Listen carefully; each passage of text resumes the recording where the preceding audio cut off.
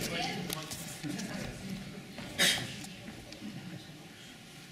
you. I'm Josh Peck. I'm the leader of Hamlets Lead Labour Councillor, and can I put on record our total opposition to these cuts? We think they're wrong and we think they're misguided. I'm also a Bow Councillor. I represent the Bow residents who will feel the impact of this the most. And there are 2 points I want to make. The first is, in your own London Safety Plan, draft London Safety Plan, on page 12 and page 16, you draw a very clear link between deprivation and the risk of fires. And yet you are choosing to target your cuts not only on Tower Hamlets, but on Hackney and on Newham as well, the 3 most deprived boroughs in London. Why is it that you haven't taken deprivation properly into account in drawing up these closures? And secondly, Commissioner, you were very, very careful to always talk about average times and not actual times. And you must have done the modelling to show what the actual impact will be on those fires currently served by the Bow Fire Station that will in future not be served by them. So can you tell us what will be the difference for those call-outs that were currently served by the Bow Fire Station? What will their reduction in attendance time be in the future? Okay, thank you very much, Mr. Peck. Ms. Leeds. Do you like that? Yes, just Thank you. Thank you very much. So, John Biggs, local assembly member, and also, as I said, the candidates for Mayor of Tower Hamlets for Labour in May next year. But also three things. The first is I chair the budget committee at City Hall, so I just wanted to confirm what Fiona Twycross has said. And I think I'm respecting that role as being a fair-minded bloke who doesn't play party politics with the committee. There are many ways of cutting the mayor's budget, which I mean slicing it up and allocating it. And these cuts to the fire budget are not needed this year. If you were to simply not carry out the 1% cut in the preset, that would remove most of the need for making a saving this year. That wouldn't cover all of the savings required in your projections. I do understand that. But there are many other sources. There are £14,000 million going through City Hall's budgets every year.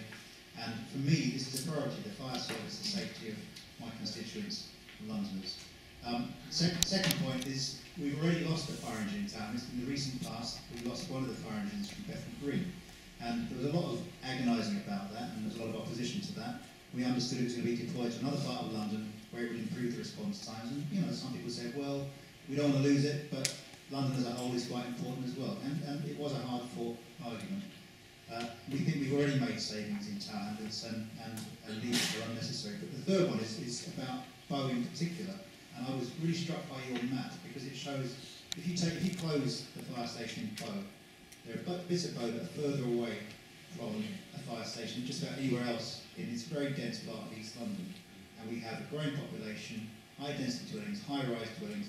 To my mind, a fire in a farmer's field is less priority than a fire in a high-rise building.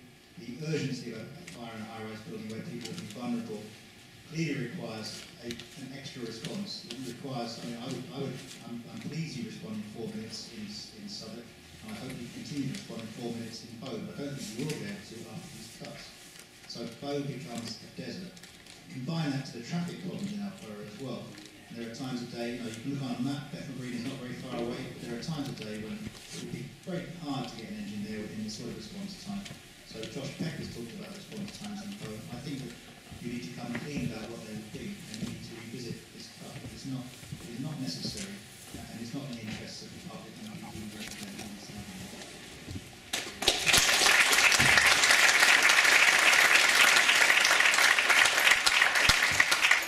We have a couple of questions there. The Mr. Peck's point about deprivation and the link of fires and average and not actual modelling. Would you like to address those, please? Okay, yeah, in terms of the way we looked at a couple of very fundamentally important points. First of all, is it really feel that fire coverage is just strategically across the whole of London, not on a borough basis. So you pull the mic forward. Can't hear you, sorry. Is it better? Yeah, okay. The first point to make, I think, is an important one, because we do sometimes get lost in a very local discussion, but actually fire coverage is provided strategically across London, and London Fire and Emergency Planning Authority, not a borough level of authority. I think if you look at the information which is contained in the plan about the distribution of resources, I think you'll see that even after these proposals, Tower Hamlets as a borough is still very high up there in terms of the amount of resource London Fire Brigade is proposing to deploy in the borough, and also the attendance standards that will be achieved. There are boroughs that are way below Tower Hamlets even after our proposals. The other thing I think which is important, if you look at the statistics we have here, inevitably there are links between certain things and the incidents of fire, but it's more about lifestyle and things when you look in the plan. And actually, when you look at the information in relation to population growth and housing growth in Tower Hamlets, at the same time we managed to reduce the number of incidents of attend by 49%. So whilst there is a link, actually, and we believe that the number of fires that occur in any location is much better controlled by proactive means in terms of awareness and responsible behaviour by social landlords and other landlords, awareness about fire risks, fire injuries and fire things in terms of the residents as well. So whilst I completely accept your point that 3 fire engines out of this borough feels like a big loss, yeah, but in terms of the strategic cover across the whole of London, it needs to be taken in that context as well. But I do completely understand in a local area, people are inevitably going to feel that it's a big chunk to take out. The second part, actually, what was that again, Dom? It was about average against versus actual. Oh, okay, yeah. Well, the information in terms of at a lower level. First of all, there's lots of information in the plan about the borough level and what the changes the projected changes will be. On our website, there's also a significant amount of other data in relation to changes at a ward level. Now, I haven't got all that in front of me now, and I couldn't go through every ward in this borough off the top of my head in terms of the impacts, but all that information is available on our website. So at a very local level, you're able to see exactly what we at least project the changes would be. And if you haven't got that information, I'm happy to send it to you tonight. But certainly it's available on our website at a much more detailed level than is in the plan itself. Okay, thank you, Commissioner.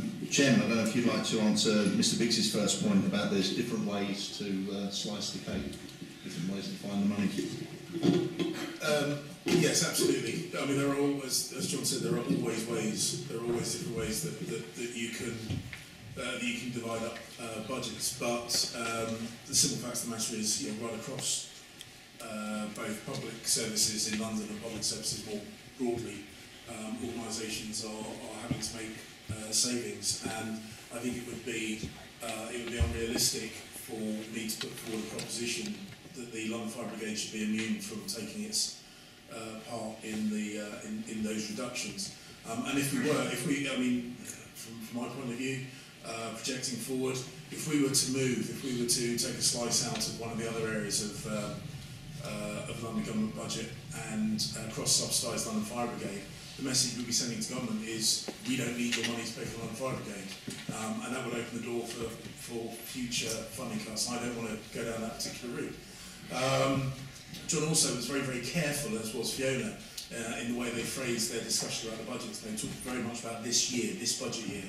The simple fact of the matter is the changes that we're proposing with regard to the number of stations and the financial savings that will generate is to close next year's budget gap. We can do this year's. We're making the changes in this year so that we're in the right financial place for next financial year. There is no way that we could cover our budget gap the next financial year if we didn't go down this route this time, and we would be left staring down something like a £30 million shortfall between our grant and our expenditure, and that's a figure that we can't cover just by the kind of shuffling around of budget lines that was done in the Assembly in the spring. Shuffle some from the police. You gave some to the police last year. We've had that money back. We basically the mayor supported the police for a couple of years with regards to the budgets, but actually the last couple of budget years, actually the differential between our budget changes means that basically we've got that money back through. If the mayor believes it's absolutely a no-no to cut police numbers, why is he happy to cut crime? Because crime hasn't halved in the last 10 years. Crime hasn't halved in the last 10 years. If the police had been as effective at getting ahead of their problem as the firefighters in London have been, if we'd been able to drive down crime over the last 10 years whilst Ken was mayor, etc., etc., the way the fire brigade had driven down fires, we'd probably been able to make that kind of saving. I disagree. Okay, thank you, Chairman. Commissioner, Mr Biggs's second point about Tower Hamlets has already lost the lorry. I agree. Yeah, I mean, Bethnal Green, the pump from Bethnal Green was removed under the London Safety Plan 2 back in 2006, and I remember the meetings we had at the time about that. The same type of modelling, or the same process for modelling that we used then to identify where we should take pumps from and move them to, is exactly the same modelling we've used this time round.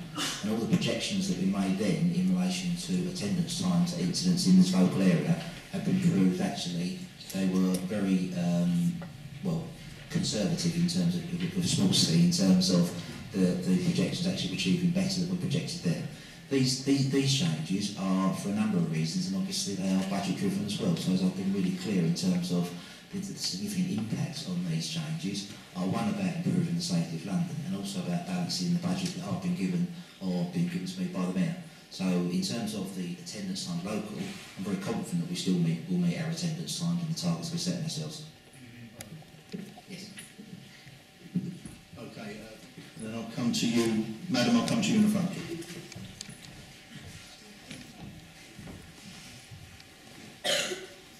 Thanks. To working. Mark Francis, I'm a councillor in Boroughs as well. We work both fire stations and located on Harnow Road. I mean, I really don't understand this argument about you can't do anything else apart from close the fire stations. You clearly made a choice, or the Mayor's clearly made a choice, to save this money so that he can go to his friends in the Conservative Party and say, look, I've cut taxes. It's ridiculous for a Conservative Assembly member to sit there and say, there's no alternative to this. There is an alternative. You could not make this tax cut, and you wouldn't have to close the fire stations. As the representative of where the fire station is located, I think you really need to understand the area that this fire station serves. It's not just a residential area, and as Jackie and others have rightly said, there's lots of people living in tower blocks around there, but it's also an industrial area as well, around the western side of the Olympic Park, with loads of heavy industry around there. And there's going to be no fire engine that's going to be able to get there in the kind of target times that you're talking about to go to Fish Island. It just isn't going to be possible for you to get down there in 6 minutes in rush hour traffic from Bethnal Green or from Whitechapel or anywhere else. I think the really important thing though that I wanted to say this evening is that these the average response times that you're talking about across London, as Josh Peck says, it doesn't relate to Bow. The response time in Bow is obviously going to go up massively as a result if you close this station. But it's not just about your target to get to the bottom of the block. It's when the guys have got to go running up the block as well. That's when the real problem's going to be, because there's 60 of these tower blocks, at least 60 tower blocks in this patch, and there's no way that they're going to be getting up to the flat that's on fire. There was a flat on fire in Bow, I understand, last week, and the guys were able to get there on time, but they needed more than 1 or 2 engines to go there, so they had to rely on other engines coming from other parts of town. What's going to happen in that kind of scenario when these cuts go through? So, for me, I'm totally against it. I think my constituents are totally against it, and I think what you need to do as the Borough Authority, you need to come out and listen to the residents in Bow. Instead of having this meeting down here, go and speak to residents.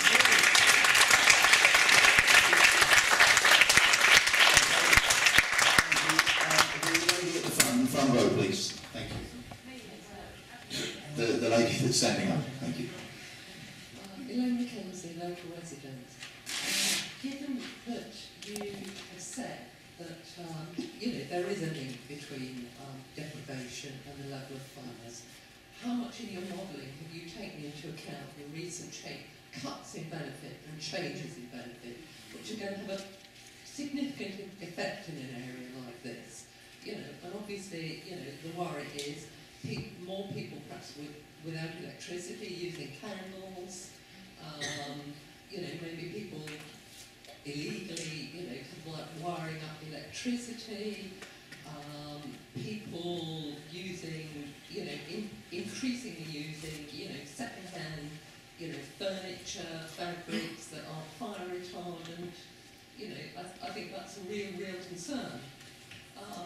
I think the other thing I want to say is, I think all Londoners worry about the unpredictable. And, kind of like in Tower Hamlets, we've experienced, kind of like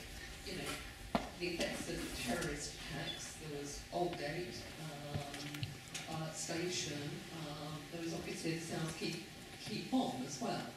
And it's, I think people want to be, be assured, that they're going to be safe, because, the cost of one life, isn't some sort of collateral damage, it's one life too many. And I'm totally opposed to like what we've taken off, kind of like the rates or the council set for, for the, the GLA. I think that a lot of people, even though these are hard times, above all, we want to feel safe. That's a few pence a week, to feel safe. I think that's what we want to do.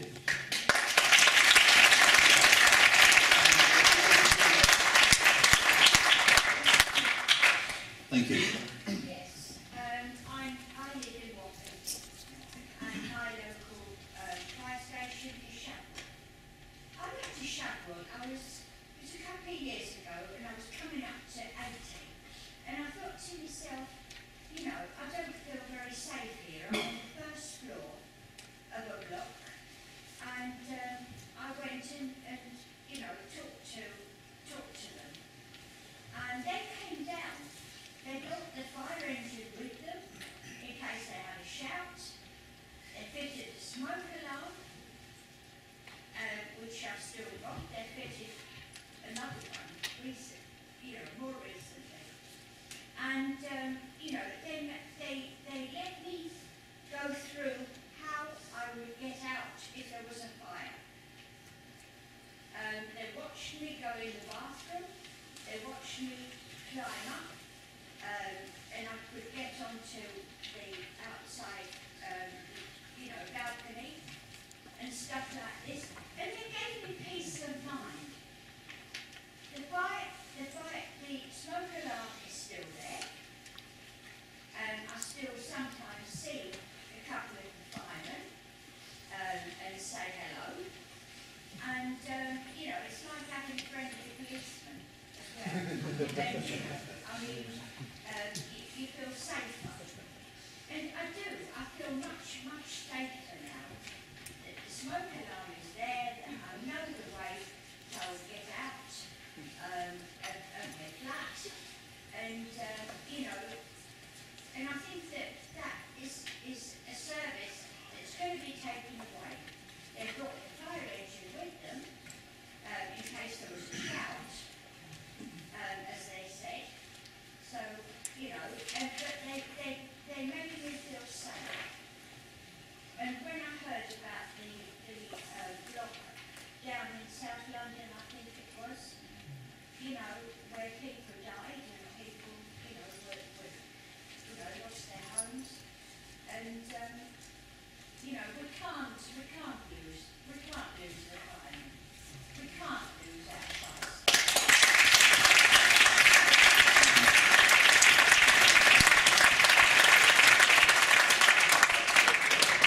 Okay, going back then to Councillor Francis's question, maybe if I could come to you, Commissioner, about he doesn't believe that we fully understand the risk in Bow, and he's not confident that we can meet the response times to Bow, and also the 60 tower blocks that they have in Bow. In terms of understanding the risk, we do understand the risk locally across the whole of London and also locally. So you don't understand the risk. No, okay. What was it then? My point is that the response times on average are not the same. Once you take Bow station out of the equation, you're not going to be reaching places in Bow within 6 minutes, and especially in Fish Island. Okay. Well, in response to that, what I've already said is that in terms of ward level data is available on our website, so you can check out exactly where we are and what the projections are in terms of local responses. And as I was really Why clear, don't you tell us that now? because I've got there's Well, come on, somebody must be able to provide you with information. We're closing a station in Bow, and you're not prepared to tell us the information. the information's on the I'm sorry to website. be able to go at you about this. It should be the Mary's. Come here without facts and figures. Phone a friend. You can provide the data. What use is it? The information is The information in the presentation is a summary of what the plan is proposing. But the expectation is that people will take the time to read all of the plan to understand what the proposals are and what the impacts will be. I couldn't possibly go through all of the ward level information and all of what you're asking for. Yeah, I know, but people will be asking for information across the whole of London later. But the information, okay. The information is there. If you haven't finished, in terms of the bow, you spoke about coming down and speaking to people in bow. Invite us down. We've got Borough Commander who's very keen to come along and talk to people. The ASC will come along. If necessary, I'll come along personally. I've made that offer to lots of people to come along and talk to local groups. Make the offer and we'll make sure we come along. Okay, thank you, Commissioner. I don't know if I could come to you, Chairman. The lady in the front seemed to have a concern that she'd had excellent service regarding community safety work. It's quite touching to hear that firefighters have been around to home. But her fear is that that may reduce in the future. Yeah, I mean, I completely understand that the proposals we're putting forward are disconcerting. I completely understand that, and that's one of the reasons why we're very keen to come here and explain in detail what we're proposing. I mean, I've visited Bow Fire Station and talked to one of the watches there. I visited Shadwell. I do know this area, and I spoke to the crews. We are absolutely prioritising our community fire safety work. The service that you got, the fitting of the smoke alarm, the fire safety advice, the kind of talk through of evacuation for you personally, is part of the reason why we've got. I'm genuinely really pleased to hear that. I'm not surprised to hear that, but I'm pleased to hear it. And that's why we're absolutely prioritising the continuation of that kind of work, because it's that kind of proactivity by firefighters that will help to continue the downward trend of fires and deaths from fire in London. I can reassure you that even though we are going to be, or that we are proposing the reduction in a number of firefighters and some firefighter posts, that we are absolutely prioritising. And one of the things that the Commissioner mentioned, which again is in the detail which sometimes gets overlooked, one of the things that we're really looking to do is to reduce the amount of time that firefighters go out on false alarms. Now, we're not going to be able to reduce that to zero, because you don't know which one's the false alarm until you get there, but we're trying to reduce the amount of time, and that will then free up time for them to continue doing the community fire safety work. So, as I say, I know this is concerning. I completely get that. I do completely get that. But we are absolutely keeping as a top priority the prevention of fires, because a fire prevented is better than a fire fought. Okay, Fiona, do you want to respond? Yes, I just wanted to go to the point that the lady made about the work that firefighters do when they're not on shouts, when they're not out sort of tackling cars going to incidents.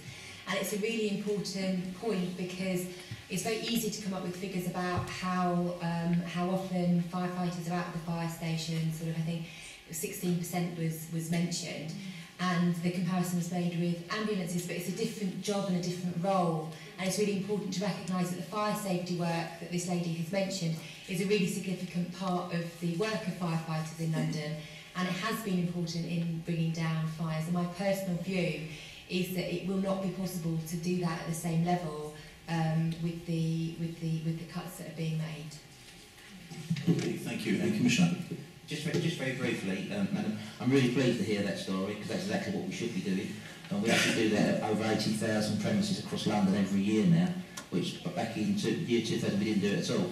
But that is exactly the way in which we've reduced the number of fires and reduced the number of fire deaths and injuries, by going out to people's homes, fitting smoke alarms and telling them how to be safe in the case of a fire and how to prevent the fire. Actually, during the period where we've reduced that total number of fires and total numbers of fire deaths in London, we haven't increased the number of fire stations and the number of fire engines. Actually, because we've been doing much more proactive work, firefighters are going out into the community and doing exactly as you described, to make you feel safe and to protect you should there be a fire on your premises. Well, I mean, the firemen, you know, to my mind, they are friends now, and I often see them, and, you know, I was invited to see the school kids. You know, the kids from school, and they do the running up this, you know, bring down you know, the training. And, you know, I mean, I was invited, and And just one final point from that round of questions. I don't know who would like to take this one, and that was the lady's point about the link between social deprivation and increased fire. Would you like to take that? Yeah, well, I mean, benefit cuts, whether they've been included in your modelling. well, not in terms of the actual benefit cuts, no, because that's a level of detail that it's very difficult for us to go down to. Well, once again, it's potentially a political point for somebody else to answer in terms of what's happened with that. But in terms of the way we analyse the impact on deprivation, on population density, etc., they're all things that are part of the plan, because we actually explain the way we do that. As I've already said earlier on, we're not denying that there is a link to some extent between deprivation and fire incidents. However, what we are finding, as I mentioned in the presentation earlier, is that despite the fact the density of population is growing and the density of numbers of dwellings is growing, the number of fires has still gone down by nearly 50%. And that's because of the type of work we're doing, exactly as the lady next to you demonstrated or described, around actually getting out and trying to prevent the fire in the first place. It's got to be more important. Now, the level of resources we're talking about reducing here, in relation to the amount of that work that can take place, we still have a significant amount of resource in the borough and across the whole of London. 151 fire engines and nearly 5,000 firefighters is still a very significant resource. It may mean that the person that comes to your house might not come from that fire station, if not anymore, but I'll guarantee you will still get a home fire safety visit if you ask for one, and we will still be proactively going out there and offering fire safety visits and free smoke alarms in the way the ladies spoken about earlier. Please. Thanks. Yeah, my name's Amanda Bentham. I'm a teacher. I work in Tower Hamlets. I work all over the borough actually for the Support for Learning Service, and I'm a member of the National Union of Teachers. And the first thing I wanted to say today was thank you to all the firefighters who are here, because you have done a fantastic job in the schools in this borough. And I actually used to work in one school where the fire brigade called out, and they put out a very significant fire there. So my appreciation to you. I just wanted to say that I was horrified when I heard of any cuts to the fire service, and certainly in this borough, because, well, I remember actually the Conservatives, the Condemned government coming in and saying that there would be cuts, but not to any frontline services, and I'm not sure how much more frontline, this can get. The closure of 12 fire stations, more than 500 firefighters' jobs, cuts to their pay, cuts to their pensions, and mine too. These are cuts that are being made for the bankers' mistakes. And I don't see why the fire service shouldn't be immune. The bankers, they certainly have been. And punishing the firefighters for their success, that doesn't seem to work in the banking community. We were talking about tax incentives earlier on. Well, I think an incentive to firefighters might be to keep their jobs and not to threaten their services.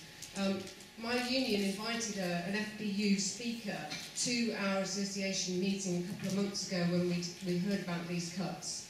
And he showed us a very powerful video. I don't know if anybody else in this room has seen it. It lasts exactly 3 minutes, and it shows a fire and how much damage it can do from the start to 3 minutes in. And that was horrific, because it destroyed a room, created a fireball, and would have killed. So it was incredibly powerful. And when we're talking about 6 minutes, it doesn't sound like very long, but that is lives. We know that, and seconds are lives. I too find it difficult to believe that 23 and 47 seconds are the amounts of time that are going to be affected here and impacted, because there are lots of extra building works going on in Tower Hamlets at the moment. We've got Crossrail going on. We've got new schools being built, new schools being created. These awful free schools are popping up all over the place. We've got new homes being built. We've got a population that is increasing. We've got unemployment that is increasing. We've got need figures that are going up. Surely that is going to impact on the arson rates. And I do have questions about this. I have questions about how are we going to protect those schools. There are 100 state-funded schools. There are 100 schools that are borough schools, but there are more being built. There is a huge demand for primary places. Why? Because the population is increasing in this borough. So much so that schools are expanding as well as new ones being built. Bonner Primary School is not too far away from Bow.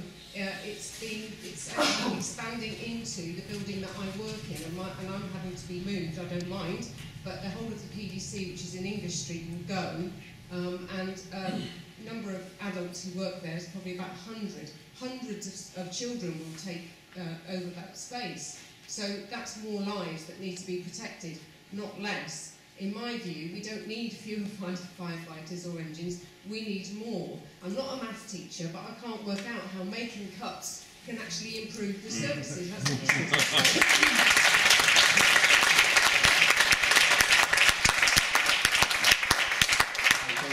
Thank you, Madam. The gentleman in the front here, please. I'm Cyril Farley from the Wellington Estate in Bethnal Green. I live on Bishop's Way.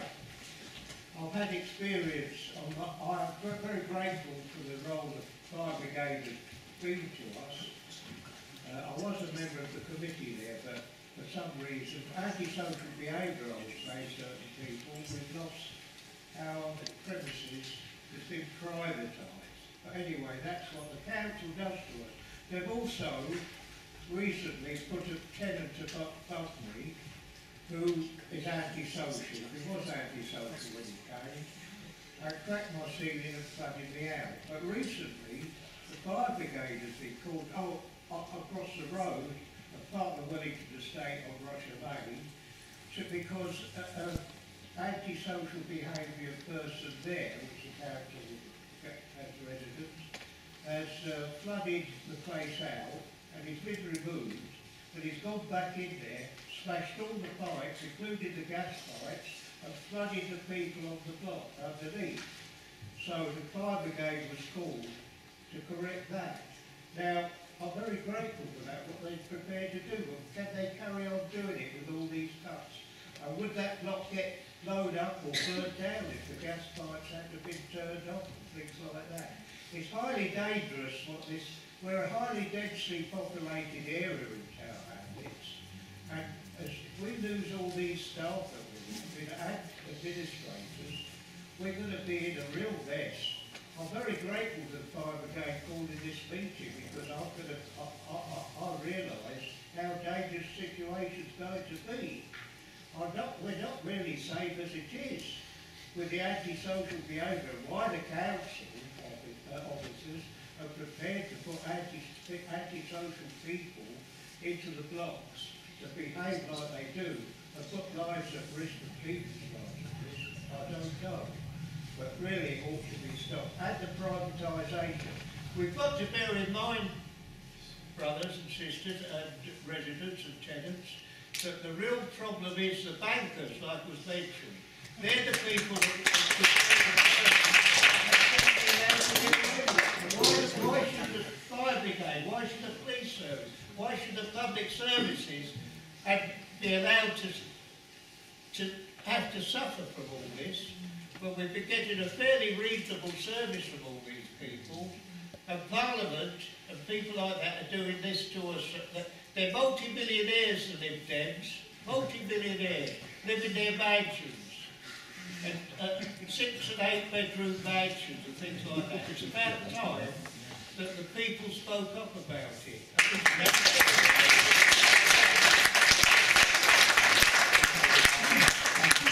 Just answer those and then I'll come to you. So the first question from Amanda was about cuts in frontline services. When you'd come in on a manifest of no cuts in frontline services. I don't know if you guess that pick that one up, Chairman. I mean, the simple fact of the matter is that in the 2008 election, Boris Johnson made a commitment that he wasn't going to, he wasn't going to make any cuts to frontline fire services. He wasn't able to make that commitment in 2012 because we knew our funding supplement was going to be tight. Certainly in London, I don't feel we've reneged on any manifesto commitment. Again, it's we could have a big debate about the proportion of the deficit that was generated by the banking bailout, how much was generated by previous government spending plans. I mean, there is a whole other public meeting we could have around that. I've got to deal with the funding supplement I've been given. As I say, I put in, the Commissioner, other members of the Fire Authority put in a very professional, very well structured financial pitch to government, and as I say, we got a better funding supplement than we'd originally been given the, led to believe. That's a moderately bit of, it's a moderate bit of good news, but the simple fact of the matter is we've got to save the money. And my, as I say, my personal priority, and very much reflected by senior officers, is to prioritise as far as possible the bit of the organisation that delivers the service to people, and that is our people. That's the firefighters, and that's why we've really moved heaven and earth to make sure that we don't have to have any compulsory redundancies of firefighters. Yes, we are. Yes, through voluntary redundancy or early retirement. But the point. Okay, well, I've been made redundant. I know what it's like. How much you on there? What I'm saying is that Smith is unemployed. He knows how we all feel. Is that the same line? If we could just let the chairman finish, please. Thank you. The point I'm making is that I wouldn't ever want to put someone through that if I could possibly help it, and that's why we've gone out of our way to make sure that these proposals don't envisage any compulsory redundancy. So the message I put across: if you're a firefighter and you want to stay in the organisation, we want to keep you, and we will be able to keep you. And that's one of the things that we prioritise. Thank you, Chairman. Fiona. I just wanted to correct an impression that might have been given that these are the first round of cuts and that haven't already been cuts to the fire service budget. We should remember that 66 million has already been cut, so it's not as if the fire service hasn't already been taking its fair share or more than its fair share of the cuts. So I just wanted to... Well, I think that's a question for the chair, really. I mean, and I think it's a valid question, and it's one that we need to know the answer to. I mean, if these cuts go through, would there be more? Yeah, absolutely. Okay, thank you, Fiona. And then the second part of Amanda's question about it's a growing borough, increasing schools. Are those schools going to be protected? And also, Commissioner, I wonder if you'd answer Cyril's point about antisocial behaviour and some of the flooding incidents. Are we still going to be able to respond to flooding? Just to pick up the point in terms of schools, the question I will ask back to you is, in those schools that are being developed, are they being developed with sprinkler systems, which is a recommendation from the government under the building regulations? What we're finding is that most developers and most local authorities that are developing schools are not installing sprinklers. Probably not in free schools either, or academies. Well, at all schools it should be. I'm not going to differentiate between the type of school. We know that if there was a fire in a school, London Fire Brigade will attend. Sorry? Sorry, you did differentiate. Well, it wasn't intentional. I'm just talking about any school. But in terms of fires in schools, we know that fire in school is very, very disruptive to education generally, whether it be the whole school that's damaged or just a classroom or just a part of the school. The way to protect schools is to actually make people developing schools comply with the building regulations recommendations to have sprinklers fitted. That's the way to protect schools. That's the best way to do it. So what you could be doing, I hope you are, is actually making sure that through your good offices and those of your union, that you are pressing for every school that's developed in this borough to have a sprinkler system. That will protect schools much better than having a fire station on the corner of every road. Just to come to Cyril's point, London Fire Brigade tries to play its part in relation to antisocial behaviour. We've got teams of officers that volunteer. There you go. Very well, thank you. We have teams of officers that work with local authorities, with charities, with the police and others to try to reduce antisocial behaviour. But in terms of the point you were making about the way people that demonstrate antisocial behaviour placed into housing, London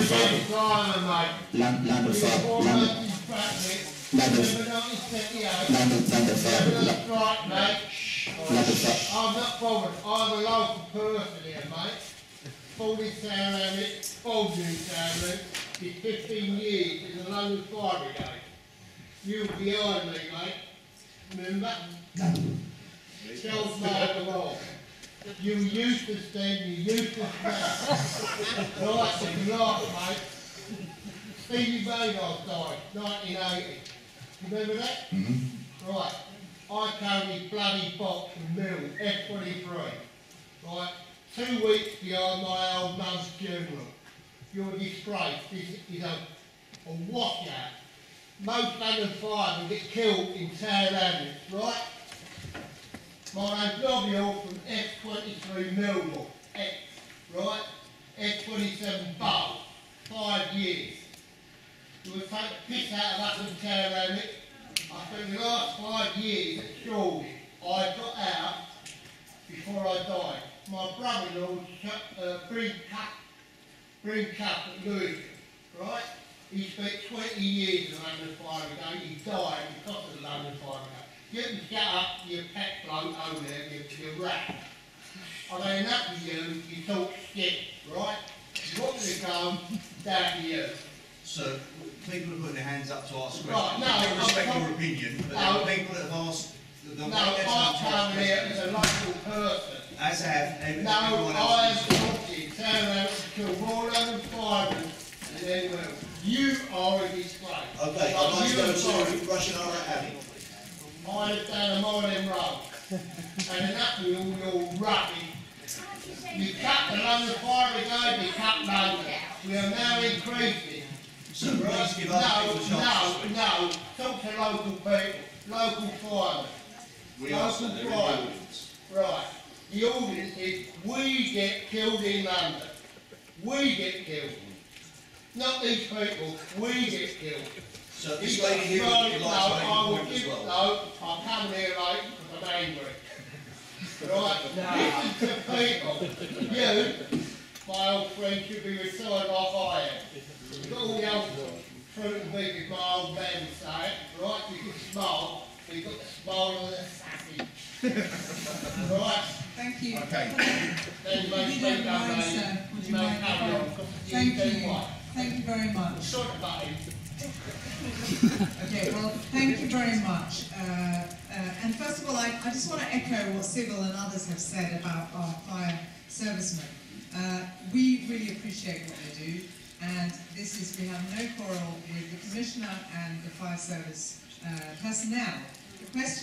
My questions are really for James. The first one is about the prevention work. Everyone's seen the work and achievements that have been made, and we recognise that that is a crucial way of reducing incidents. So can you, you've mentioned that you're going to continue that work. Can you explain exactly what the budget is going to be for that? And when you are reducing 520 frontline fire service men and women, how they are expected to put out fires and do the prevention? Because, as you've heard, particularly from older residents, but also those with children, this is a really important part of the work, given all the socio-economic points that have been made, and about the number of tower blocks that my colleague Mark Francis and others have mentioned. So we would really appreciate some clear answers on that, because, as you've heard, there are a lot of concerns about this. My second point is to do with the consultation itself. The London Fire Authority opposed these cuts.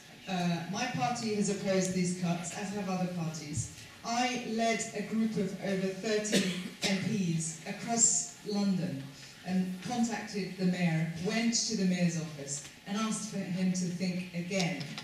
And as a result, and what we got is stonewalling. What I want to know is what exactly you the know, process... we're around a crap as usual. That's your mission. That's not you said Waymo, is it? Oh, yeah, individual. That's not the East End way, mate. You just said the East End way, I don't yeah? give a monkey. That's a lady speaking. No, That's a lady speaking. You're not a gentleman. I'm talking about London Fire. So, London Fire, you shut up. Behave yourself. No, I won't, you don't. Right, that's enough, both of you. That's enough. No, Enough, please, gentlemen, please. I will have my say. Please, with respect, please. Carry on. I'll give you Thank you. Carry on. Thank you very much. Please be civil. Everyone else is being civil. We expect. Yeah, that but from people are everybody. dying, That's enough. No, but that's what I'm talking about. Yeah, So please, bear with us. Fine, that's all about that. Lines led by bloody donkey. Yeah, you lot.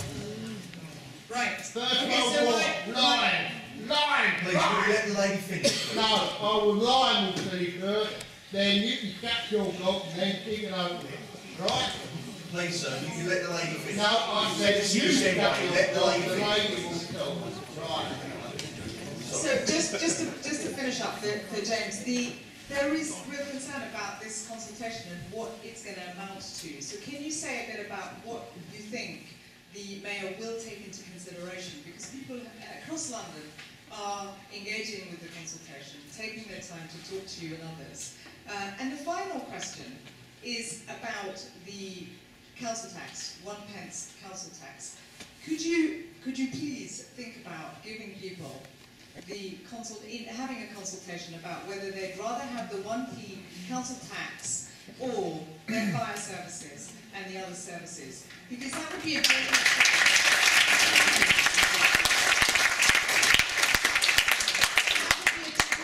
offer, and that would be a way for Londoners to genuinely engage with the London Mayor and politicians, and that would restore some confidence in all of the political process, that they have a real choice. Otherwise, there's a real danger that this whole process of consultation would be a sham, because nobody's been listened to so far. Yeah.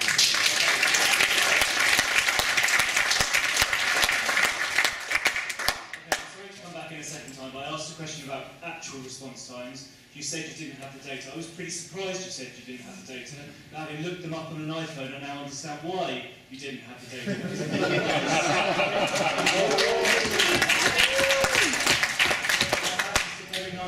In Bow West, the current response time is 4 minutes 41. It will go up to 6 minutes 36, 1 minute 55 extra, a 30% increase. In Bow East, where the fire station is located, it will be closed under you, Mr. Cleverly. It will go from 4 minutes and 9 seconds to 7 minutes and 20 seconds. 3 minutes, 10-second increase, not, with all due respect, Commander, an average 23 seconds. 3 minutes, 10 seconds. When you're talking about a fire crew getting to the bottom of a 20-storey building after 7 minutes, and then having to climb 20 stories, that is the difference between life and death. And this consultation...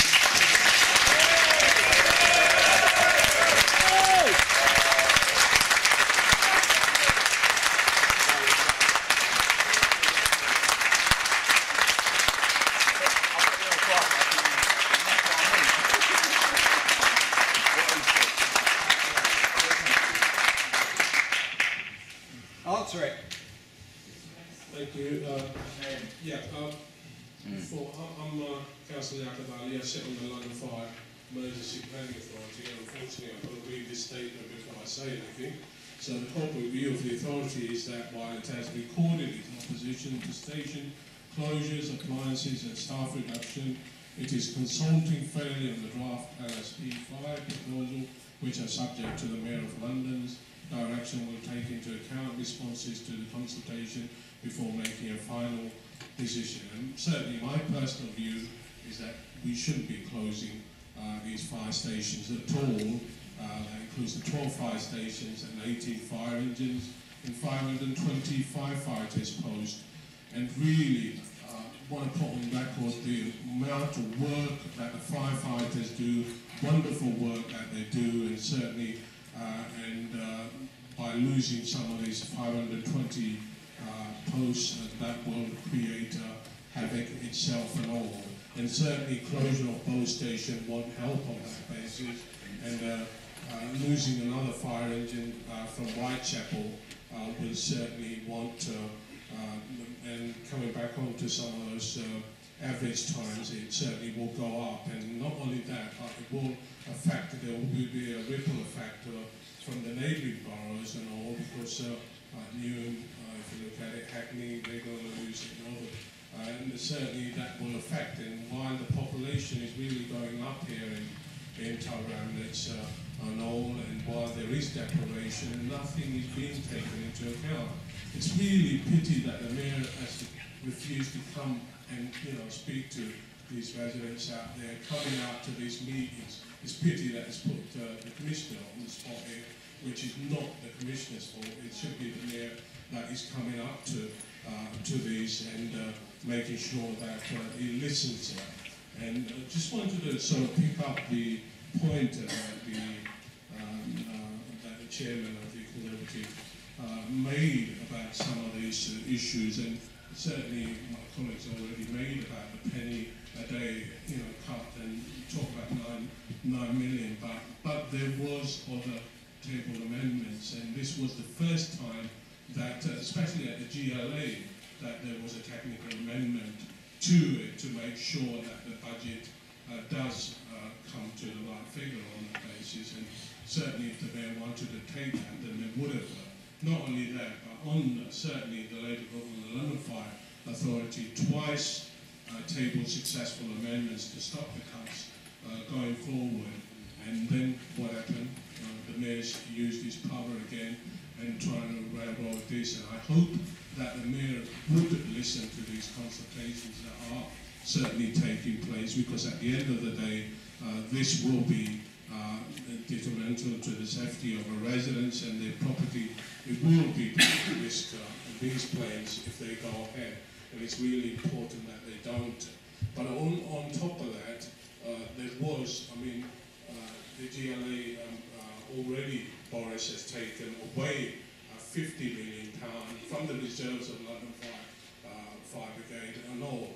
It's all right taking it away, but then if there is a balanced budget, and when we are talking about balanced budget, then it could have given some of that money back and sort of balanced it on that basis. But it's really pity that Boris is not here to answer these questions, and I hope these questions are put, because they don't play with the safety of Londoners. It's really important that they do a wonderful job, and certainly with the community outreach work, that will certainly affect with 520 losses overall in London, because there are certain times that are spent on community outreach work, and that's why there are less fires. And what happens when all of that reduction, there will be more fires, and there will be more, there'll be less people going out to the examples of what the ladies had mentioned about, people coming and doing the fire safety checks and all that.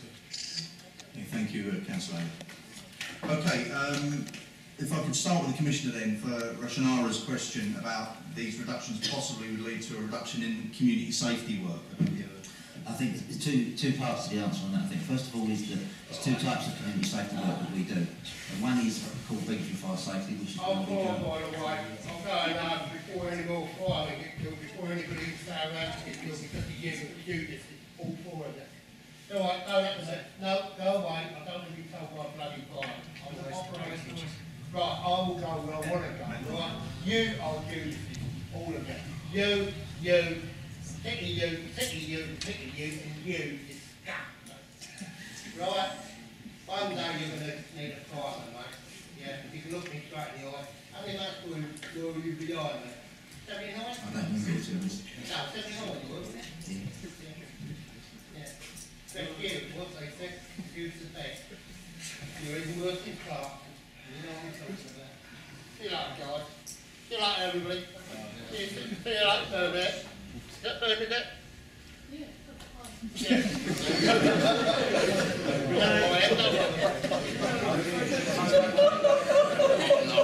Ruffle John? Yeah. Eight doors away? Yeah, the old fireman. Lucky to get away before I got killed by an arsehole. Oh, still.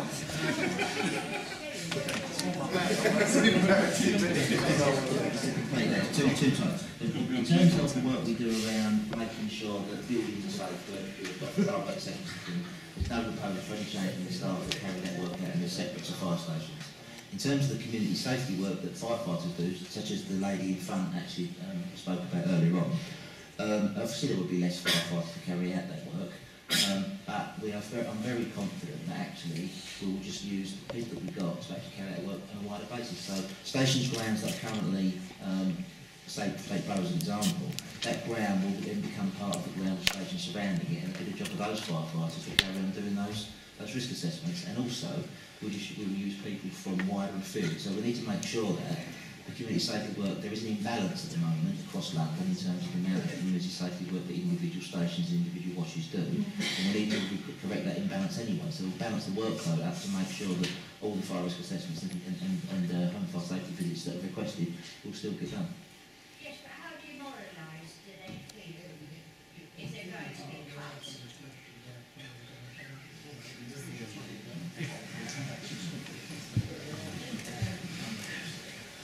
How do you moralise that they're going to be if their numbers are going to be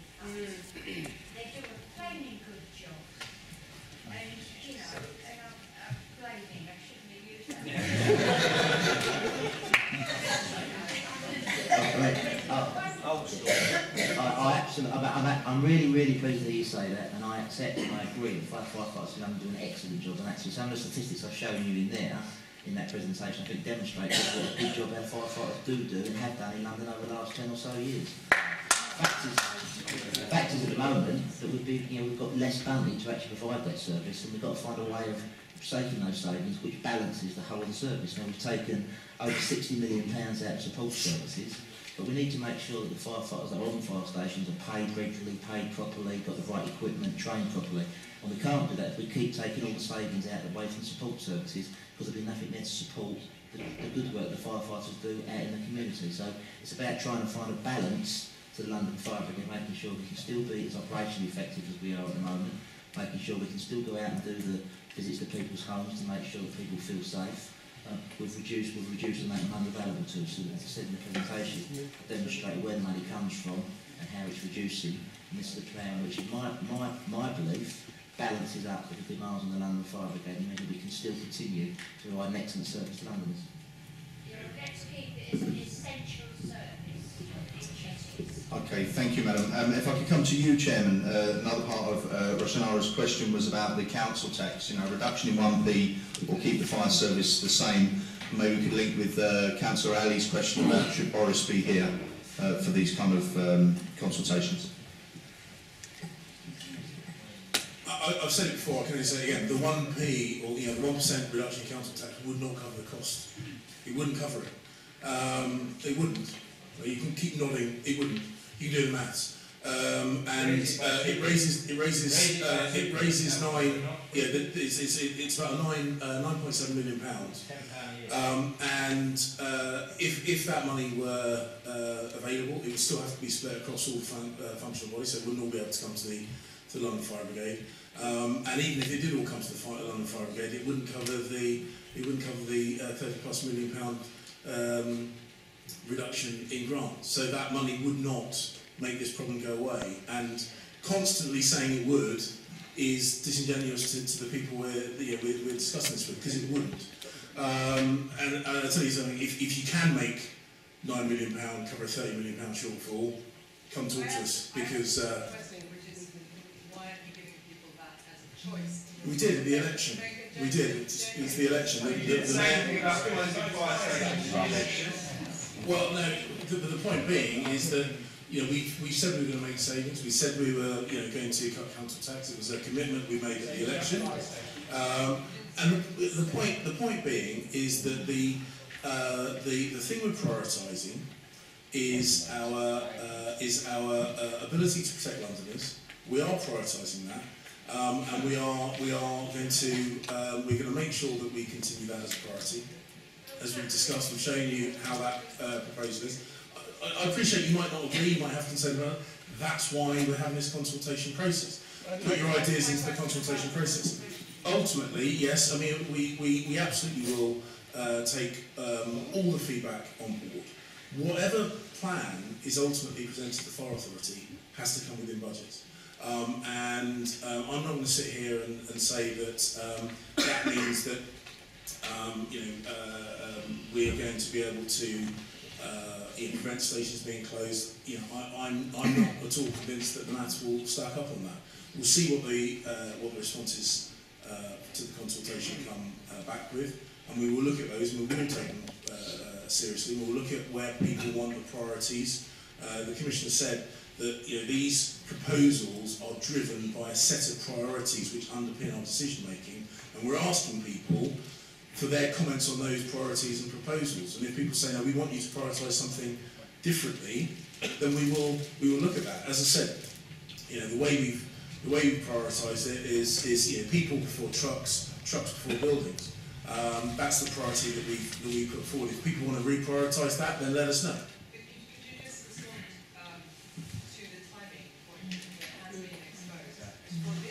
It's not been exposed. We put it on the website. Well, you never mentioned it here.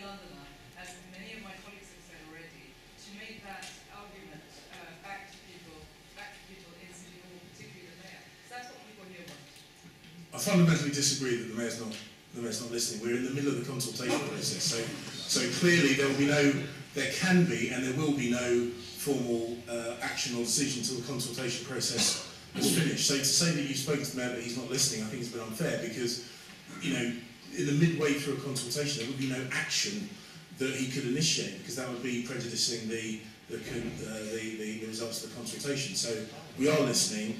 We are. I'm here to listen. I'm the mayor's appointee to the Fire Authority, and that's why I'm here. And we absolutely will listen to your representations, to other local politicians, to local residents, to local firefighters. We absolutely will listen. As I say, the ultimate plans will need to come in within budget, and they will need to sit within the parameters that the priorities that we put forward. With regard to the differentials, again, I mean, I disagree that these are you use the word massive differentials, but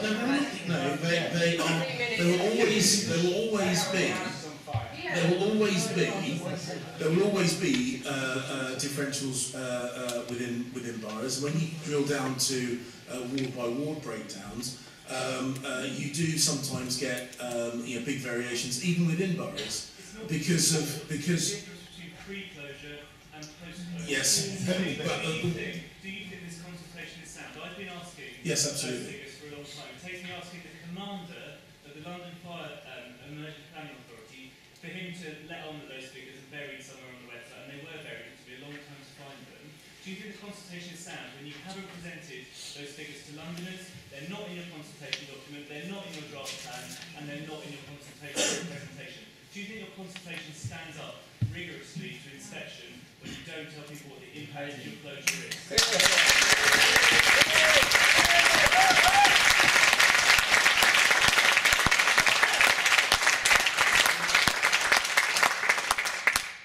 I'm very glad you brought up the detail about the... I'll tell you for why. Why didn't you bring it up? Because the precise wording of this consultation and the wording on the slides was decided upon by a committee. The authority said that every single word of this consultation, including the layout, all the charts, even the colour scheme, is going to be decided on by a committee. We're great, it looks pretty. Labour, Lib Dem and Green Members the Fire Authority. So if there's something in here you don't like, or something that should be in there that you don't like, don't take it up with me, because actually this proposal was dictated by dot and comma by a left of centre dominated committee. So if you're not happy with it, have a word with your Labour colleagues. Oh, great. Given that the left of centre dominated team did not want to consult on cuts that we do not agree with, I have to say... No, we did, but we didn't want the we do not want the cuts because we do not think they're necessary. We do not think the 1 penny tax cut is worth making these cuts for. Every single party, apart from the Conservatives, at City Hall, came up with costed alternatives to this. These cuts are not necessary, and to start saying that because we had a say to make sure that there was more transparency than there might have been otherwise in terms of having consultation meetings at all is kind of disingenuous. You did not want consultation meetings. You did not want consultation meetings, and these meetings are happening. So would you recommend to Boris that he thinks again about both fires? Sorry, Chair. So can I raise a point forward, please? I'm conscious that it's 9 o'clock and the meeting is due to finish quite soon. And I understand that passions are running high, but there's a number of people, I'm one of them, who have had their hands up for a considerable time and haven't yet spoken once. And I think allowing other people to speak 2 or 3 times without going through the chair is probably not fair to the people waiting to speak. Hear. Okay, yeah, thank you, Paul. I'm very aware of that. I am aware who has been putting their hands up, and I'm trying to get round to you in order of when you put your hands up. I will be coming to you, and we are going to let it run on. Okay, so thank you, Paul. Your concerns are acknowledged. Commissioner, would you like to come back about Mr. Just very briefly on that, the reason that the ward level data isn't in the presentation is 2 reasons really. One is that, as the Chairman always said, as a matter of fact, the presentation was actually written by a committee of the authority, and I was instructed what to say and what not to say. In terms of the ward level data, it actually wasn't available, so there was an awful lot of work going into that. But I do take exception to the view that it was buried on the website. If you can find it within 5 minutes on an iPhone, I would accept that that's not actually buried. It is available and anyone can access it, as you've demonstrated this evening. Thank you. Did you not know that then? Did you not know it? Did you not know it? He's doing your job for you. You should be telling us that. Did you know it or did you not know it? I didn't know the exact detail of that right sitting in there. How can you come to a meeting and not know it? That's complete and utter lies. And you expect us to sit here and listen to you? It's rubbish, complete rubbish. Okay, right, the guy up the back with the glasses, please. And you're talking rubbish as well. Rubbish. But it's just what he's saying is to come to a meeting in Bow, when we're talking about closing Bow Fire Station, and not being able to present it in fact when asked.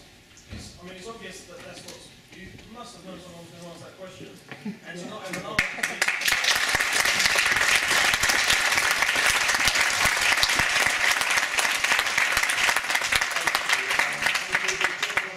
Glasses, please. Thank you. You've been made a while. Sorry. Hi, my name's James. I'm from the Islington staff of Finsbury Labour Party, where we're also facing fire station closures. I'm also a community member of Unite. I wanted to take issue with the use of these figures saying that fires have decreased.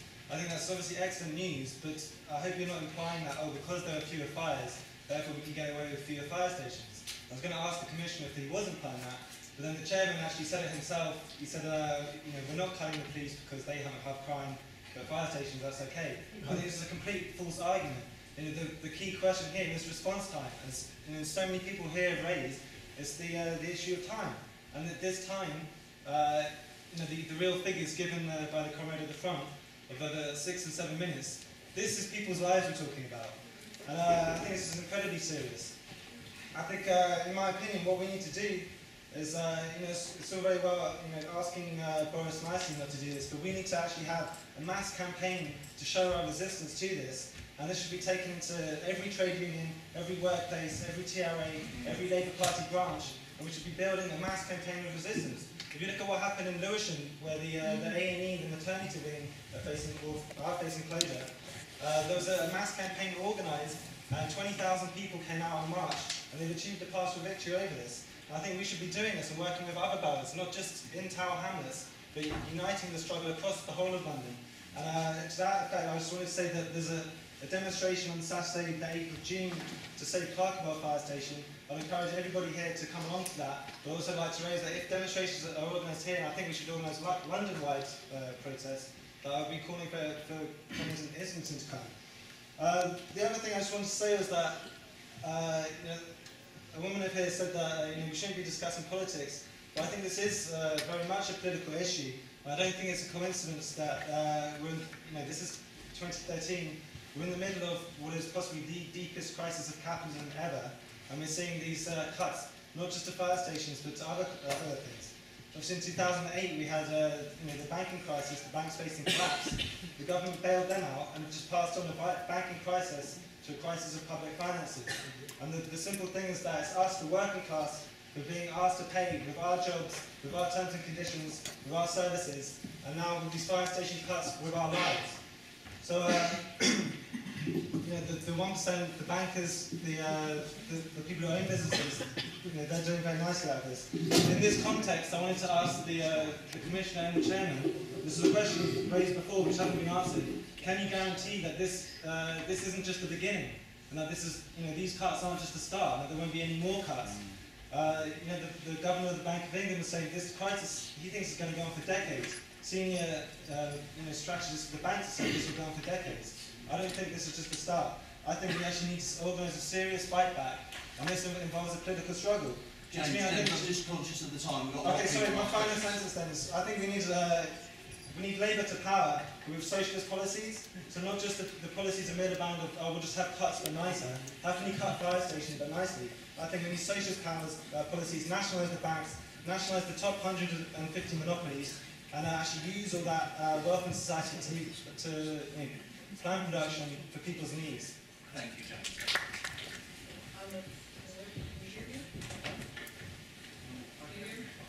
I'm a local resident. attended the meeting in 2005 at Globeton when it was proposed that Bethnal Green should lose the tender. And I was already concerned at that stage about the possible impact on the minor situation. I've come along this evening. I'm very surprised that so much information is missing from your presentation. You say that you have fewer and fewer incidents and need for the fire services. You don't say that Tower Hamlets last year in its development plan acknowledged that it is expecting a 50% increase in population. That's 50% increase in population. That will include a lot of older people and, as we know, a lot of very small children, because already at the moment we have several thousand extra children in useful places which aren't currently available.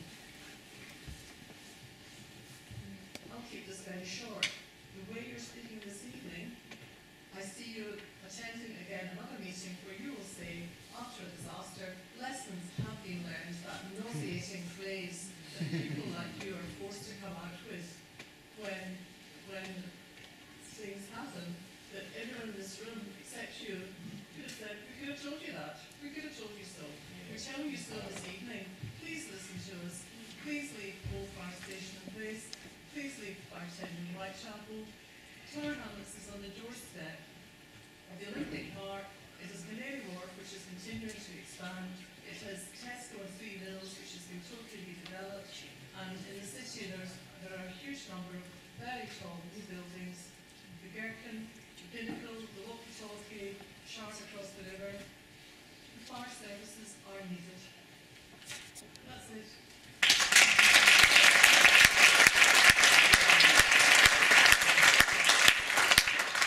One day lady. Thank you. Thank you. My name is Robert Philpotts, and I live close to Bow Fire Station. There's been a fire station on the site for 100 years, for over 100 years. Very significant, it was closed. And I think everybody knows that if it is closed, then the site will be sold. It would never come back again. An end to the fire station in the area. I'm rather puzzled about the modelling. Councillor Peck said that it was modelled, but there'll be maybe 7 minutes before a fire tender would arrive at an area in Bow East, which would have been served by Bow East Fire Station.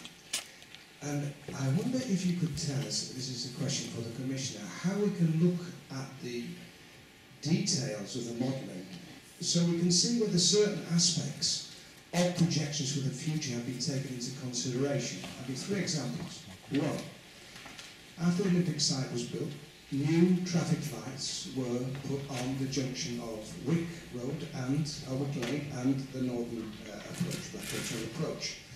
As anybody who's in the area knows, that has led to a great increase in congestion on Trafalgar Road and Parnell Road. Secondly, the development of the old Safeway site is going to put a lot more people in the area. And thirdly, I think there's a programme on 9 o'clock on the television tonight about the proposed development, or the development of Roman Road Market. There's going to be a great increase in footfall, and this is going to lead to an increase in congestion. It seems to me madness to be talking about closing the fire station in Bow for these 3 reasons alone.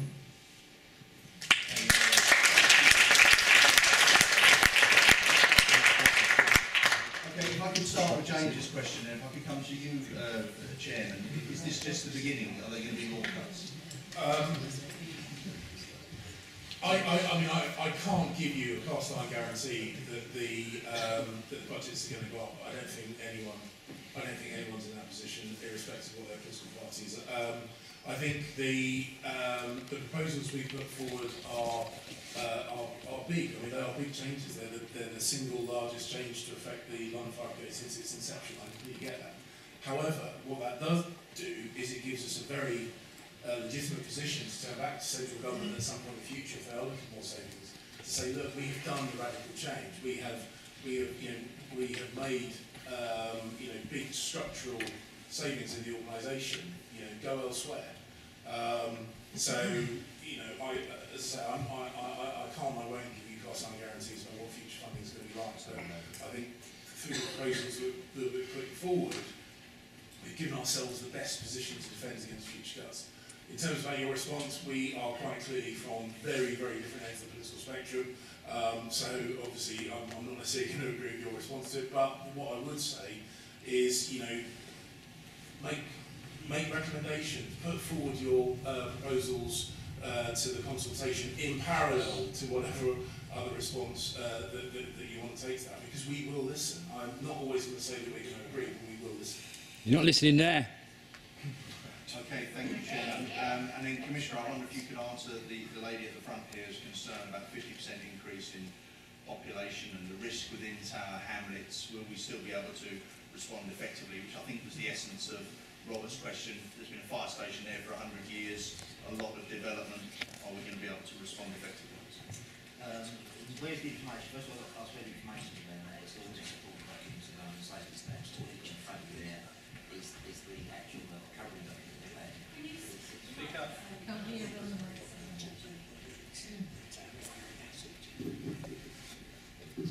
Is that better? Yes. Okay, yeah, so in terms of where you can get the information, there's an awful lot more information that we've been able to present to you this evening, and it's all covered in the supporting documents with the plan. And it covers things that cover in there, how we've addressed things like population density, the growth of population in London, the ways in which we've accounted for that in terms of the plan. So I encourage everyone to read the actual plan and all the documents itself, because it's been impossible to go through that level of detail in one presentation in this way. In relation to the lady at the front, in terms of around Bow Fire Station, yes, they've been a fire station in Bow for a long time. It doesn't necessarily mean the risk will be on there for the future, because London changes, the way we're able to respond changes, the way London is protected changes as well. So whilst there is in the development plan for Tower Hamlets an increase in population, as the presentation already showed earlier, there's been an increase in population over the last 10 years already, but despite that, the number of incidents and number of fires we've have actually gone down by about half. So you don't always link increase in population and increase in residences to an increase in number of fire, because actually the way in which that should probably be dealt with is by making sure that developments that do take place are properly engineered with proper fire safety and fire prevention means in them. And I think that means sprinklers, and that's why one of the reasons why the authority is proposing to lobby very hard for sprinklers in domestic accommodation, because we know that's the way to save lives in future. Thank you, Commissioner. Opposed to the cuts, and we are doing and will continue to do absolutely everything that we can. We will continue to do everything that we can, because we think, as the professional voice of firefighters, that the cuts are dangerous and that the cuts are wrong. And for all the theoretical talk of attendance time targets that you've heard tonight, our view of firefighters is that attendance time targets and no substitutes for actual attendance time. It's actual attendance times that determine whether or not people live or whether or not they die if they're caught in a fire.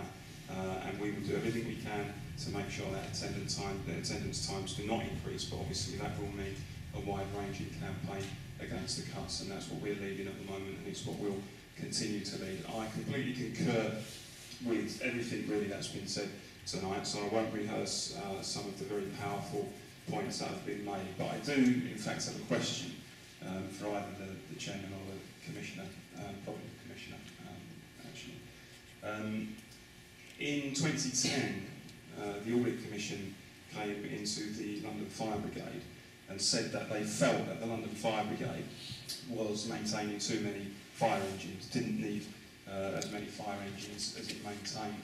And the Brigade gave a response at the time. It was actually vociferous in its rejection of the idea that it maintained too many fire engines, and gave a very clear, very forceful response to the Audit Commission at the time. And what they said, what the Brigade said with the Commissioner in charge of the Brigade, is that the Audit Commission, and I quote, had done no work to demonstrate the particular demands which can arise if there are very large and lengthy incidents. Such incidents may be the product of terrorism or some other catastrophic event, such as a train crash, but they may also include normal business. And the Brigade concluded that there are regular enough large incidents in London to justify the level of emergency response capacity which would hold ready each day. So what I'd like the Commissioner to explain to the people of Tower Hamlets is why 2.5 years ago, when the Audit Commission came along, you said they were talking rubbish and you told them to take a hike. 2.5 years later, when your political boss, Boris Johnson, comes along and says, we want you to save £45 million, you say, actually, we can do that without affecting the safety of the people of London. We can close 12 fire stations, we can remove 18 engines, we can slash 520 firefighters' jobs. If it was good enough in 2010 to tell the Audit Commission to take a hike, it's good enough in 2013 for you as the leader of the London Fire Brigade to tell the Mayor to take a hike.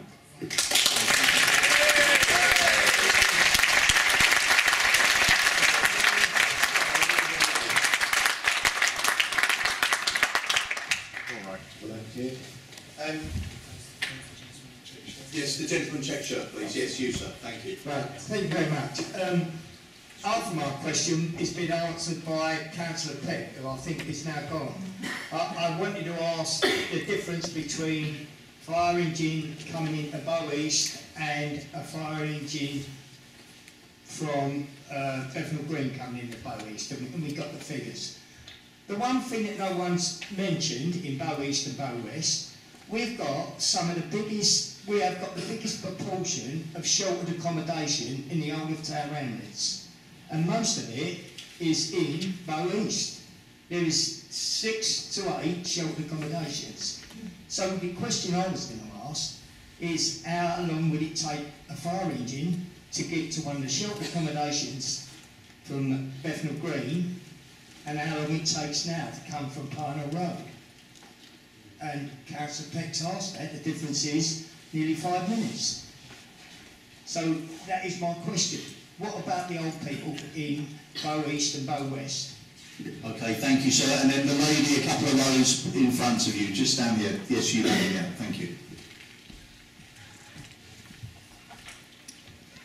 I'd like to say 2 things. First of all, it's very impressive to hear about the downward trend that has been over the past 10 years. And I don't doubt the management competence of you all in coming up with some proposals around the cuts in budget that are being proposed. My question, a number of people have raised concerns about how the modelling has been done of the impact, and I'd just like to pick up on one. I mean, the benefit cuts issue you disregarded, and it seems to me that that is a serious issue about how that is going to impact on potential for increased fire risk. I also wonder about the impact of cuts on other organisations like social landlords and so on. I mean, why aren't the new schools including sprinklers? Clearly it's desirable from a fire safety, but when so many organisations and individuals are now having to make cuts because they haven't got enough money, surely we can foresee that there will be an impact on fire risk in the area. Plus we know that there is increasing population coming up. So these seem to me to be increasing the fire risk, and presumably that should be assessed for. It's not clear to me whether those things have been included in the modelling. I'm assuming, as it hasn't been ruled out, that they have not been included in the modelling. And it seems to me, I cannot see how the downward trend, I cannot see that it will not be reversed with these cuts. That's my first point and question. My second point, not really a question, my second point is, you have said, James, that there is this consultation about how the cuts are going to be implemented. But there will be cuts because there is no question, it's not up to question that the budget will be cut. I do not accept that budget cuts need or should be made when it is putting all of us at risk and probably increasing risks given the changes that will happen in our borough, London as well, but particularly in this borough where the population is increasing, and the impact of poverty, of benefit cuts, is going to be greater here than in some other boroughs. But I don't really want to single out Tower Hamlets overall. I reject the need for these cuts that are placing all of us at greater risk.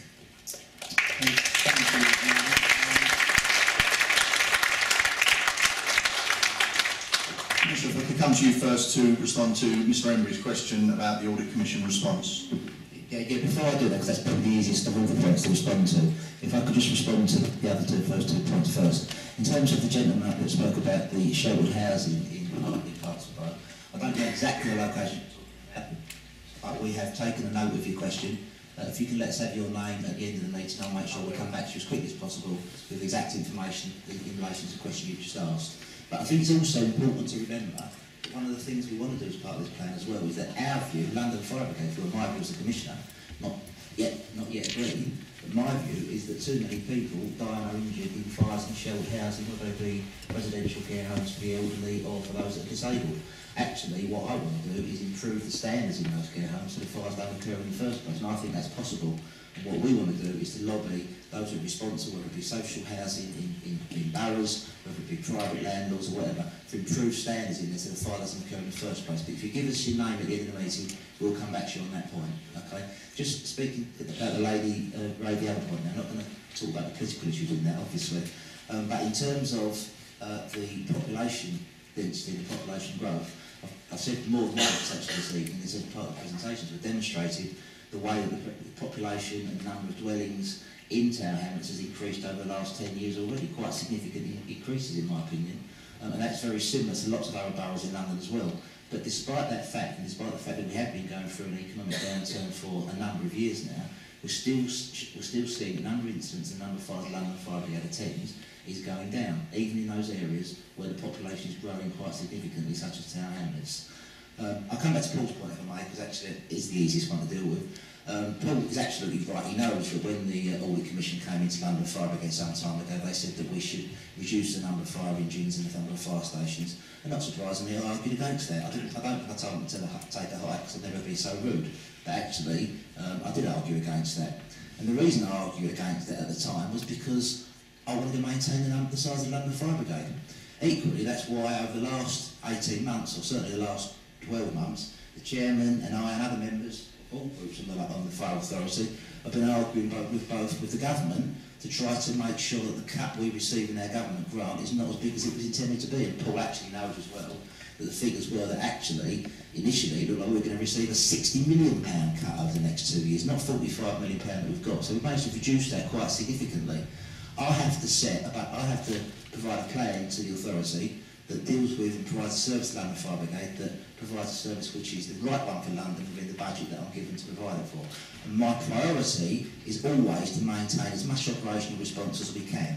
And I genuinely believe that with the budget that I've been given and the operational response that I'm proposing within this plan, we can continue to provide the service to London. So the answer to your question is, Paul, is that circumstances change over time. You could go back to 1985 probably and talk about how many resources we had in London Fire Brigade then and what we argued for, what we didn't argue for.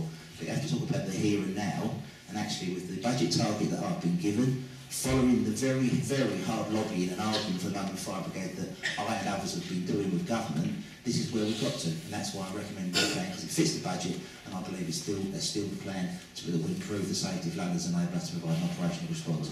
The bit about terrorism and all that, actually we need to remember our response to terrorist incidents such as 7/7 and others is a London-wide response. It's not a borough-based response. And actually, the fact of the matter is, when we had the 7/7 bombs, actually we responded to that with a total of 47 fire engines out of the 169 that we had available. So we have significant resource still available. So I'm confident that our ability to respond to major incidents in London is not undermined, but the relationship between what I said to the Audit Commission when they came in and what I'm saying now, I think there's a very clear logic and a very clear process through that actually I think you know about as well. Thank you. Okay, thank you, Commissioner. Now, I'm just conscious of the time, so I'll take one last round. I think some of the attendance times that we've been speaking about here, and the Commissioner mentioned earlier on about the fire in Bethnal House earlier on, that we had fire engines, firefighters there within 4 minutes to that. It's not how quickly you get people there, it's what you do when you get them there. And I think what hasn't been taken into account here is with all these station closures, you're losing a lot of local knowledge. You can get fire appliances turning up from across stations grounds. They haven't got the local knowledge, so they don't know that some of these flats have got mezzanines. They don't know that some of them masonettes. They don't know the layout of them. So what are they going to do when they get there? That increases the attendance time to the actual flat that's on the 15th floor.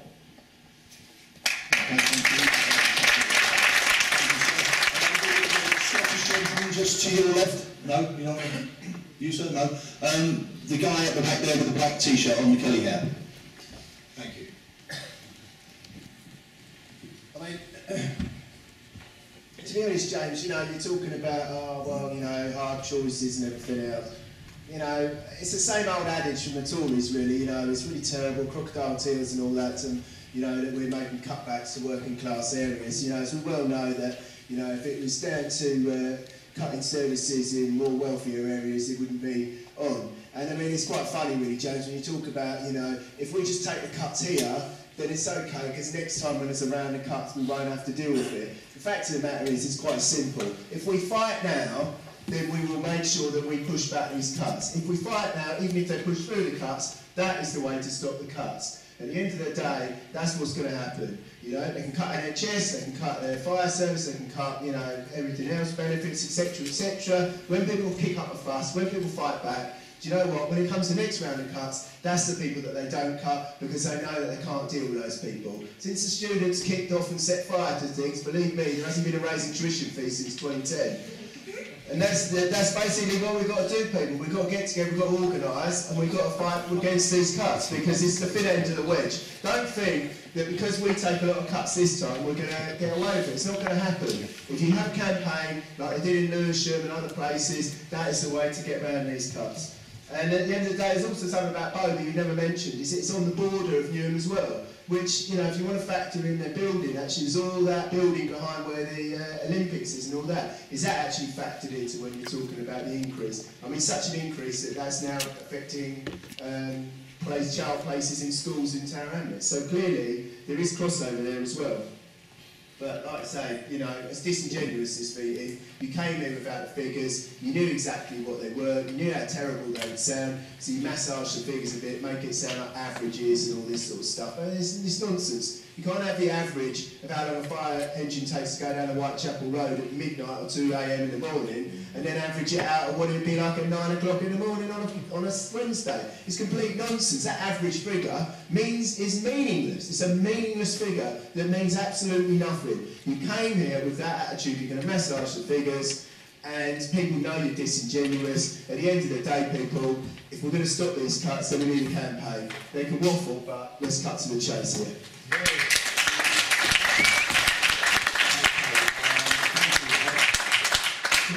Is it Dennis's point about you'll lose local knowledge? I don't know if you'd like to come back.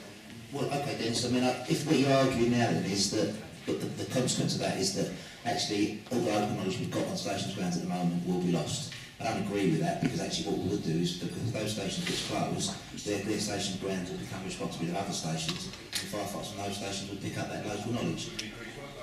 Sorry? Exactly, yeah, which is why we can talk about the utilisation rates we talking about earlier, about 7%. Some stations in London are saying less. Let me finish. Some stations in London are sending less than 2 calls a day at the moment. So actually, I don't accept that there isn't the time to actually pick up that additional workload. And actually, when you talk about Lakenhall House, for example, as I said earlier, Lakenhall House wasn't about getting fire engines quicker there. Wasn't that the firefighters didn't have local knowledge of that building. That's because that building hadn't been maintained and looked after properly. And that was that's what the Cllr's report said. No, it's not. It doesn't put blame on the fire brigade, actually. Not from an operational response. It might mention things around fire safety, survival guidance, cause and control and things like that I'm not going to talk about tonight.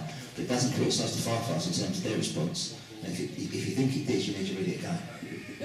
Okay, thank you, Commissioner. And then, I don't know, Chairman, if you'd like to come in about the gentleman at the back's comment about we're being disingenuous, we're massaging the figures.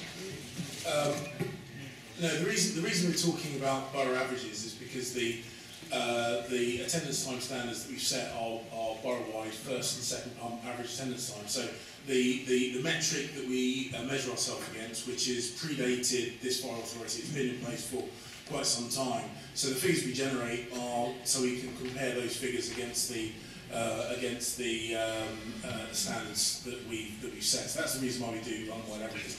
I completely disagree with the idea that we are, targeting the poor areas of London. I don't think, that doesn't bear up to even the most cursory scrutiny. Well, the proposals, if you look through, I mean, you can bring the list back up again. Chelsea,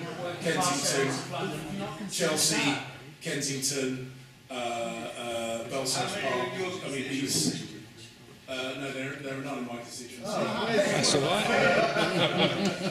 But as I say, the idea that these are targeting just poor areas of London, just as I say, does not stack up.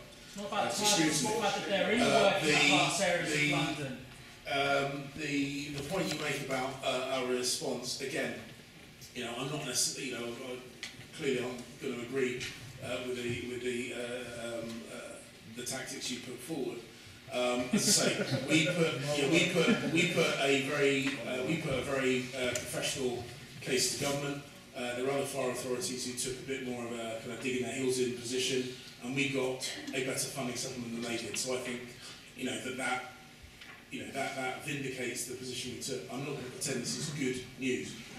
We had a sizable budget cut, and if I were able to create a situation where we didn't have a budget cut, that's what I would want to do. But the fact is, we have got one, we've got to deal with that. When you say good news, it's not good news. The Chief has just said that we're going to improve the service with cuts. But you've just said it's not good news. No, I think what the Commissioner said... The Commissioner just said, when he answered the other person's question, that you would improve the service with cuts. That we were going to have an improved service. He did just say that. I don't think he did. He did. He did just say that. You've been saying it all night.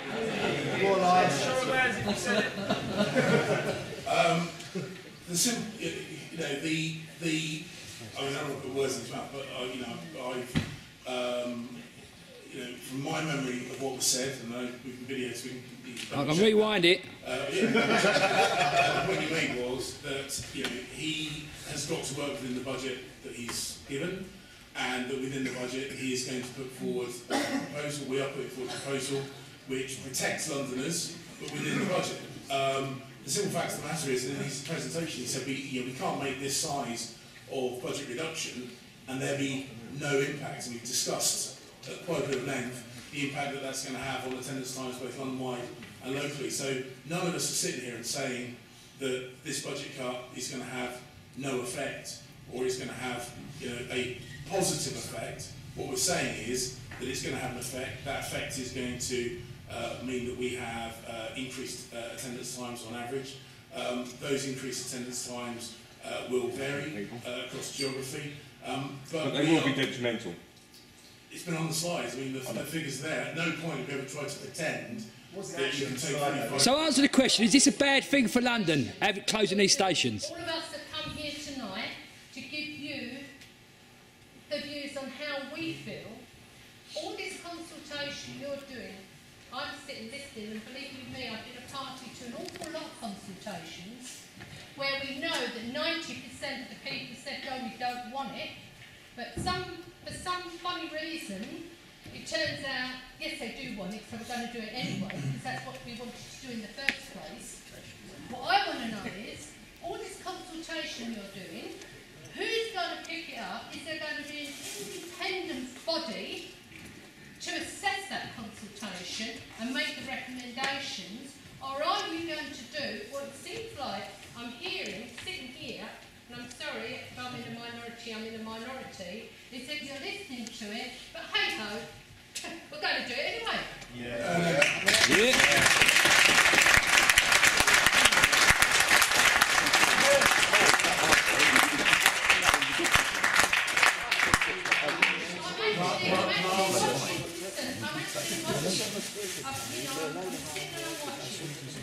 And I'm seeing two guys there, firemen, okay, they've been put in the firing line. The mayor has let them take the flak. They're letting you two take the flak.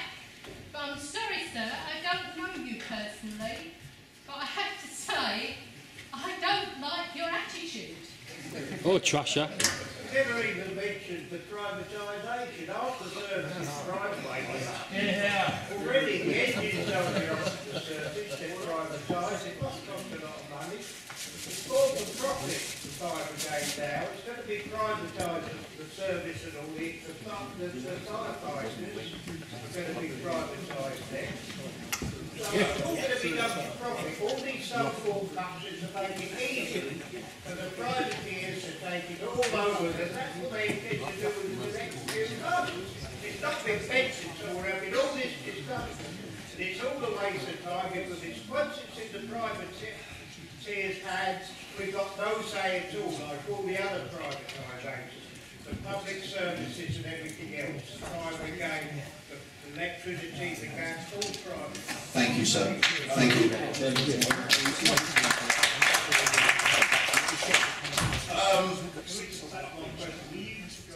John, can I answer her? I'm being told off for having an attitude. I'm trying to answer the woman's question. Can I answer her question first before you ask yours? I'm going to answer her question first. I wasn't listening, so I was trying to answer her question. You don't need to answer. All I want to know is an independent person or an independent body going to put together the responses to the consultations that you're doing and give us an honest answer. And if the majority of people are coming back and saying to you, no sir, we don't want it, we want our fire station kept, are you going to honour that, or are you going to find a way of getting around it by saying, well actually we've heard it, but we're going to close it anyway? That's what I want to know, and I think that's what everybody else in this room wants to know, including the guys on the front line. Thank you, Madam Chairman.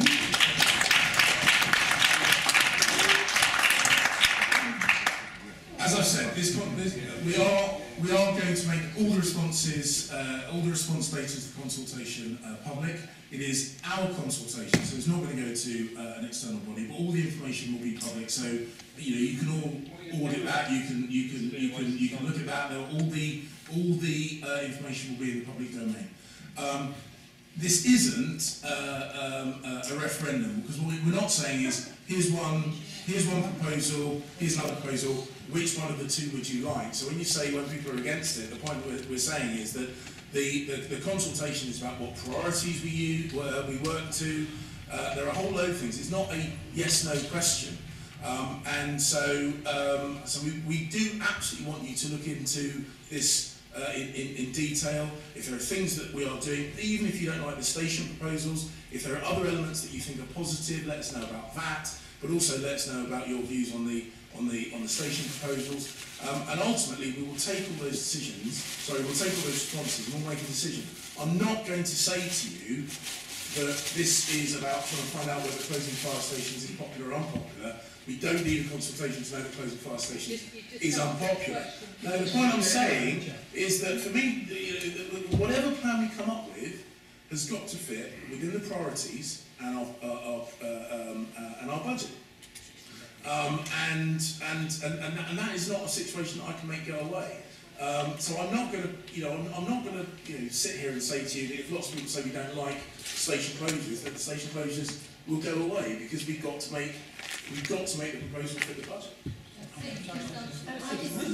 Sorry, can you just listen to Councillor's response, please? I just wanted to sort of make sure that you picked up on John Biggs's point, which was we go away and we consider whether or not it's appropriate to close Bow and cut the fire engine from Whitechapel.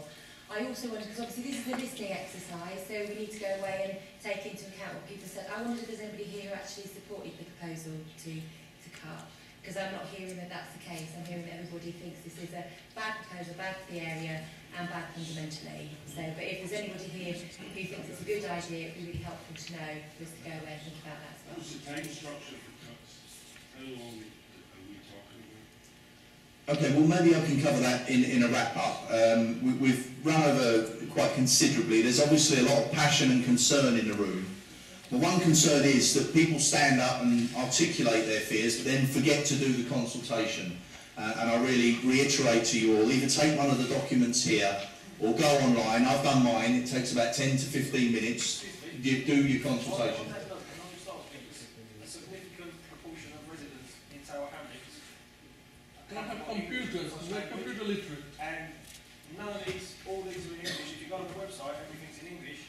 So how are them residents catered for to put their views across? My understanding is we do have the literature in lots of different languages. Caroline, I don't know if we can... If you go on the website homepage, there's one part on it that says, if you would like this in a different format, please send an email.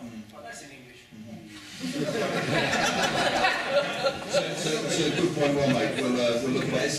Caroline, is there anything you'd like to add to that? No, we've noted that point. Thank you, sir. But just to wrap up, just to reiterate, obviously there's been a lot of passion and concern in the room. My fear is that you don't record it, and it's part of that consultation exercise that you need to record your concerns either within the forms you have in front of you or online. I would just like to thank you all for coming along and contributing, and just to say that the information from this consultation will be considered by the London Fire and Emergency Planning Authority later this year, probably at a July meeting. Okay, so thank you for coming along and safe journeys home. Thank you.